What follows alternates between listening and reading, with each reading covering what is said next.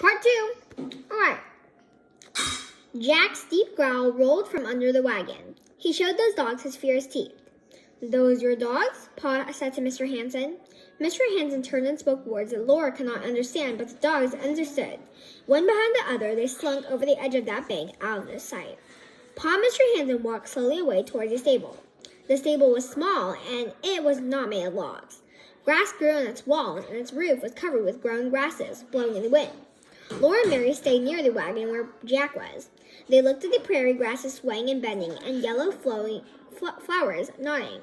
Birds rose and flew and sank into the grasses. The sky curved very high, and its rim came neatly down to the faraway edge of the round earth. When Pa and Mr. Hanson came back, they heard Pa say, "All right, Hanson, we'll go to town tomorrow and fix up the papers. Tonight we'll camp here." Yeah, Mr. Hanson agreed. Pa boosted Mary and Laura into the wagon and drove out on the prairie. He told Ma that he had traded Pet and Patty for Mr. Hanson's land. He had traded Bunny, the mule colt, and the wagon cover for Mr. Hanson's crop and his oxen. He unhitched Pet and Patty and led them to the creek to drink. He put them on their picket lines and helped Ma make camp for the night. Laura was quiet. She did not want to play, and she was not hungry when they all sat eating supper by the campfire. "The last night out," said Pa. "Tomorrow we'll be settled again. This house is in the creek bank, Caroline." "Oh, Charles," said Ma, "a dugout. We've never had to live in a dugout yet." "I think you'll find it very clean," Pa told her. "Norwegians are clean people. It will be snug for winter, and that's not far away." "Yes, it would be nice to be settled before snow flies," Ma agreed. "It's only till I harvest the first wheat crop," said Pa. "Then you'll have a fine house and all have horses and maybe even a buggy. This is great wheat country, Caroline. Rich, level land with not a tree or a rock to contend with. I can't make out why Hanson sowed such a small field. It must have been a dry season, or Hanson's no farmer.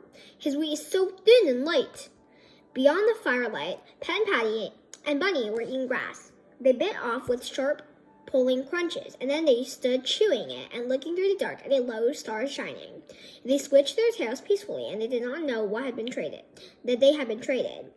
Laura was a big girl, 7 years old. She was too big to cry, but she could not help asking, "Pa, did you have to give away Pet and Patty? Did you, Pa?" Pa's arm drew her close to him in a cuddly hug. "Why, little half-pint?" Pa said. "Pet and Patty like to travel. They're little Indian ponies, Laura, and plowing is too hard work for them. They will be much happier traveling out west. You wouldn't want to keep them here breaking their hearts on a plow. Pet and Patty will go on traveling, and with those big oxen, I can break up a great big field and have ready for wheat next spring. A good crop of wheat will bring us more money than we'll ever have, Laura. Then we'll have horses and new dresses and everything you want." Laura did not say anything. She felt better with Pa's arm around her, but she did not want anything except to keep Pet and Patty and Bunny, the long-eared colt. That's it. Come up for part 2, which is chapter 2, The House in the Ground. And yeah, it will be posted tomorrow or later.